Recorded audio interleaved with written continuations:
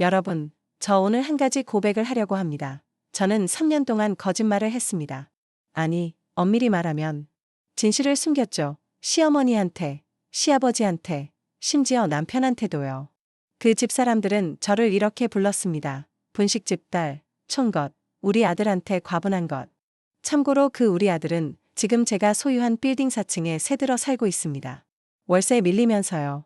이건 복수극이 아닙니다. 그냥 진실이 제자리를 찾아간 이야기입니다. 자, 처음부터 시작할게요. 1막. 나는 분식집 딸이었다. 3년 전 회상. 서울 외곽 작은 아파트. 제 이름은 한지수. 당시 31살이었습니다. 남편 최준혁과 결혼한 지 사흘째 되던 날, 처음으로 시댁에 들어갔습니다. 현관문이 열리자마자 시어머니 장영숙 여사가 저를 위아래로 훑어봤습니다. 어머, 준혁아, 이 애 진짜 분식집 딸이야? 손이 왜 이리 거칠어? 거칠다고요? 이 손으로 러시아 현장에서 10억 달러짜리 계약서를 번역했는데요. 저는 그냥 고개를 숙였습니다. 안녕하세요, 어머니. 어머니가 말했습니다. 어머니? 아직 그 말 들을 준비 안 됐는데. 일단 앞치마부터 둘러. 첫날부터 앞치마? 정체와 비밀. 사실 저는 3가지 얼굴을 가진 사람이었습니다. 첫 번째, 재벌 3세, 한지수 한강그룹 창업주의 손녀이자 지분 38%를 보유한 최대 주주. 그룹 자산 규모 2조 8천억 원. 두 번째, 의사, 미국 잔즈 하프킨즈 심장흉부외과 펠로우 출신. 국내 최연소 흉부외과 과장 역임. 왜 그만뒀냐고요? 그건 나중에 얘기할게요. 지금은 너무 아프니까. 세 번째, 통역사이자 협상가, 러시아어, 영어, 프랑스어 동시 통역 가능. 에너지 분야 국제협상 10년 경력. 그리고 저는 이 모든 것을 숨겼습니다. 왜냐고요? 할아버지 유언 때문이었습니다. 병원 VIP 병실, 4년 전. 할아버지가 그러셨죠. 지수야, 내가 진짜로 강한 사람인지, 아니면 그냥 배경이 강한 사람인지 스스로 알아야 한다. 앞으로 3년 동안 아무것도 없는 사람으로 살아봐라. 그래도 내가 빛나면 그때 다시 한강그룹으로 돌아와라. 저는 그 유언을 지켰습니다. 그런데 솔직히 3년이 이렇게 고될 줄은 몰랐습니다. 할아버지, 사랑하지만 이건 좀 너무하셨어요. 2막. 시댁의 일상, 혹독한 훈련소. 설날 아침 6시, 시댁 부엌. 첫 번째 설날이었습니다. 시어머니는 전날 밤 11시에 문자를 보내셨죠. 시어머니 문자 내용, 내일 새벽에 와서 전 부쳐라. 인원 22명. 22명. 저는 잠깐 계산을 해봤습니다. 동태전, 육전, 동그랑땡, 김치전, 호박전. 1인당 평균 5개씩. 110개. 저는 6시 정각에 도착했습니다. 부엌에는 아무도 없었습니다. 시어머니는 8시 반에 일어나 거실에 앉아 TV를 켜시며 말씀하셨습니다. 전 다 됐어? 전화나 하는데 뭐 이렇게 오래 걸려? 어이가 없어 말문이 막혔습니다. 그리고 속으로 이 장면을 모두 마음에 기록해두었습니다. 나중에 쓸 날이 올 것이다. 어느 평범한 일요일 오후. 신우이의 습격. 신우이 최지은 씨는 저보다 3살 어린 30이었습니다. 그녀의 취미는 2가지였습니다. 명품 쇼핑과 저를 아래로 내려보기. 신우이가 말했습니다. 언니, 이 가방 진짜 싸구려 같아. 마트 가방이야? 나는 이런 거 죽어도 못 들겠다. 참고로 그 마트 가방 안에는 우리 그룹 법무팀에서 보낸 계약서 검토본이 들어 있었습니다. 저는 주말에도 일을 했거든요. 내가 말했습니다. 네, 편한 게 좋아서요. 신우이가 그러더군요. 언니 같은 사람이랑 사는 오빠가 불쌍해. 오빠가 불쌍한 건 맞습니다. 하지만 이유가 좀 다릅니다. 남편 최준혁은 그 자리에서 아무 말도 하지 않았습니다. 저는 그 침묵을 오래 기억했습니다. 결혼 1주년 저녁, 예약 레스토랑. 남편의 진짜 얼굴. 남편이 퇴근 후 기분 좋게 들어와 말했습니다. 지수야, 오늘 승진했어. 나 부장 됐어. 저는 진심으로 기뻤습니다. 같이 외식하자며 레스토랑 예약을 했죠. 그런데 테이블에 앉은 지 10분도 안 돼서 남편 전화기가 진동했습니다. 그는 테이블 아래로 전화기를 내리며 문자를 확인했습니다. 자연스럽게 문자 내용이 보였습니다. 오빠, 나 보고 싶어. 오늘 못 와? 발신자 이름은 세연이었습니다. 저는 그 자리에서 와인을 한 모금 마셨습니다. 2019년산 부르고뉴 피노누아였습니다. 꽤 좋은 와인이었습니다. 저는 이 와인의 가격을 나중에 그에게 청구할 것입니다. 위자료 계산서에 포함해서. 저는 저녁을 다 먹었습니다. 디저트도 먹었습니다. 그리고 조용히 말했습니다. 잘 됐다, 승진. 더 열심히 해. 나는 이 결혼을 아직 끝내지 않을 것입니다. 아직 3년이 안 됐으니까요. 그리고 나는 준비가 필요합니다. 산막, 균열, 그리고 배신의 완성. 쓰러진 시아버지. 결혼 2년 차, 어느 겨울밤. 시아버지 최병수 씨가 갑자기 쓰러졌습니다. 응급실에서 진단이 나왔습니다. 급성 심근경색. 의사가 가족들에게 말했습니다. 대동맥 박리가 동반된 상태입니다. 수술을 해야 하는데 이 수준의 케이스는 저희 병원에서 집도 가능한 분이 없습니다. 저는 그 순간 조용히 한 발 물러섰습니다. 시아버지는 서울대병원으로 이송됐습니다. 수술은 성공적이었습니다. 저는 병원 복도에서 밤새 앉아 있었습니다. 아무도 저한테 고맙다고 하지 않았습니다. 아무것도 한 게 없으니까요. 그 밤 저는 오래된 감정을 꺼냈습니다. 아버지가 심장마비로 돌아가시던 날의 기억. 제가 옆에 없었던 그날. 의사를 그만둔 이유가 그거였습니다.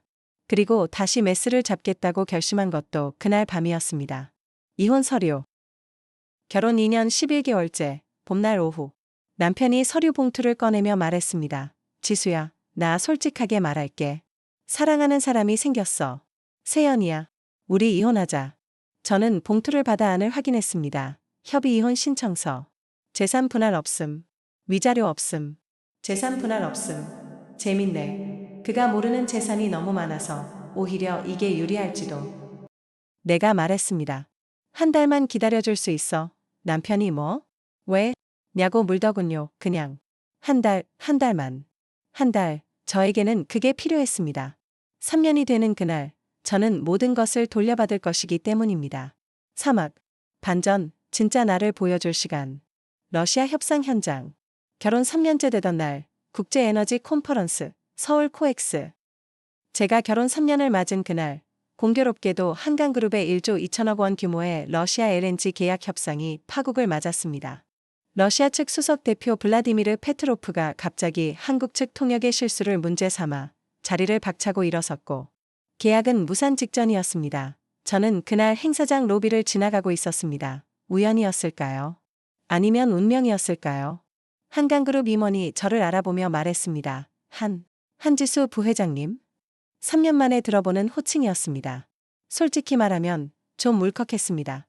저는 재킷을 여미고 회의장으로 들어갔습니다. 페트로프는 저를 보고 미간을 찌푸리며 말했습니다. 누구요? 이 여자는? 저는 러시아어로 대답했습니다. 안녕하십니까. 블라디미르 이바노비치. 저는 한지수입니다. 한강그룹 에너지 부문 최대 주주이자 10년 전 카스피해 협상 때 당신 옆에 있었던 통역사입니다. 기억하십니까? 페트로프가 멈췄었습니다.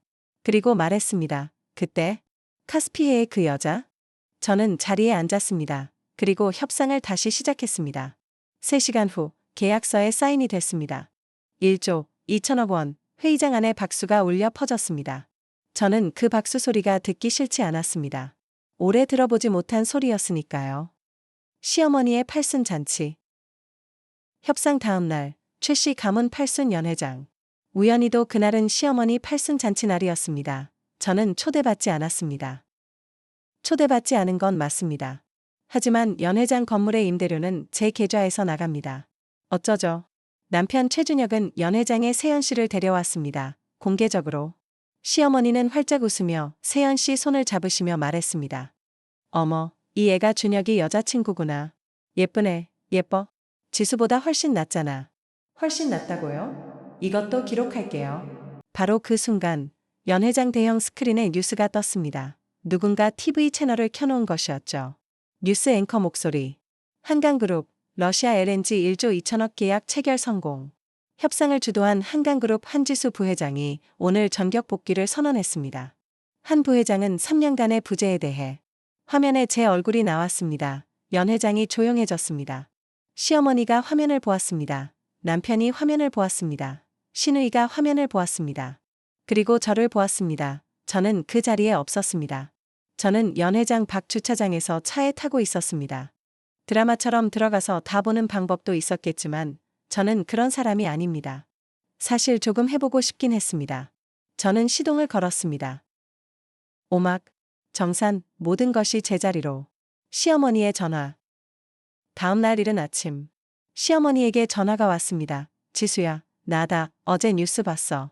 어머나, 우리 지수가 그런 사람인 줄은 꿈에도. 저는 조용히 들었습니다. 이혼은 없던 걸로 하자. 준혁이가 잘못했어. 내가 그 애한테 단단히 말할게. 우리가 지수한테 좀 소홀했지? 그래도 이제 가족인데. 저는 잠시 침묵했습니다. 어머니, 저 할 말이 있어요. 시어머니가 대답했습니다. 말해. 어머니 댁에서 지금 살고 계신 그 아파트요. 시어머니가 대답했습니다. 응. 왜? 제가 말했습니다. 제 명의입니다. 또 침묵이 이어졌습니다. 결혼 전에 제 할아버지가 저 몰래 사두신 건데 유산 정리하면서 제 앞으로 넘어왔어요. 법무팀에서 서류 정리 중이에요. 시어머니가 놀래 말했습니다. 그게 무슨... 그리고 시아버지 회사 주거래 은행 대출, 보증인이 저거든요. 다음 달 만기인데 제가 연장 안 하면 어떻게 되는지는 아시죠? 더 긴 침묵이 이어졌습니다. 저는 이 대화를 즐기고 있었을까요? 조금요. 인간이니까요. 제가 말했습니다. 어머니, 이혼 서류는 이미 제출했습니다. 잘 지내세요. 저는 전화를 끊었습니다. 법원 앞에서. 이혼 협의 조정 기일, 법원 앞. 남편 최준혁이 변호사를 대동하고 왔습니다. 저는 혼자 왔습니다. 참고로 저는 법학 박사도 아니고 변호사도 아닙니다. 하지만 우리 그룹 법무팀이 50명입니다. 남편의 변호사가 서류를 꺼내며 말했습니다. 재산 분할은 공동재산을 기준으로. 저는 조용히 파일을 꺼냈습니다. 저도 서류 준비했습니다. 결혼 기간 동안 제 명의로 된 자산 목록인데요. 주식, 부동산, 지식재산권, 에너지 계약 지분. 남편의 변호사가 서류를 받아보다가 멈췄습니다. 이게 다 부인 명의입니까? 네, 그리고 결혼 전 자산이라 공동재산에 해당 안 됩니다. 법무사가 다 확인했어요. 저는 남편을 보았습니다. 준혁 씨, 저 위자료 안 받을게요. 그냥 깔끔하게 갑시다. 위자료를 받으면 계산이 복잡해집니다. 그냥 무결하게 끝내는 게 훨씬 깔끔합니다. 남편은 아무 말도 하지 못했습니다. 이혼은 30분 만에 끝났습니다. 병원으로. 이혼 서류 수령 다음 날, 한강대학병원. 저는 흰 가운을 다시 입었습니다. 3년 만이었습니다. 손에서 느껴지는 감촉이 낯설기도 하고 익숙하기도 했습니다. 수간호사가 다가와 고개를 숙이며 말했습니다. 한지수 과장님, 아니 원장님. 오셨습니까? 원장님. 3년 전엔 분식집 딸이라 불렸고, 어제는 부회장님이라 불렸고, 오늘은 원장님이라 불립니다. 저는 제가 가장 좋아하는 이름을 고를 수 있습니다. 원장님. 나쁘지 않네요. 저는 수술복으로 갈아입었습니다. 오늘의 첫 케이스는 복잡한 판막 치환술이었습니다. 저는 수술실로 들어가며 잠깐 멈추었습니다. 아버지가 생각났습니다. 아버지, 저 다시 시작합니다. 수술실 문이 열렸습니다. 에필로그.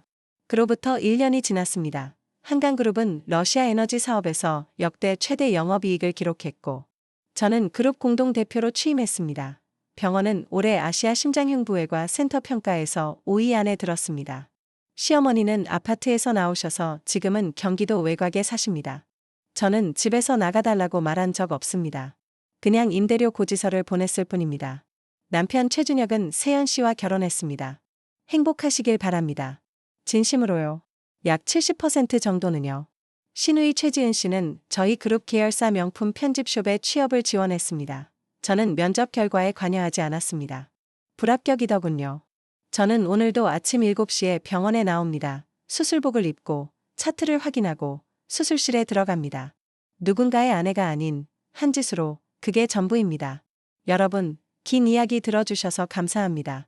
이 이야기가 조금이라도 위로가 됐다면, 아니면 그냥 통쾌했다면 구독과 좋아요는 죄송합니다. 이 나레이션까지 시키는 건 할아버지 유언에 없었는데 그냥 해드리죠.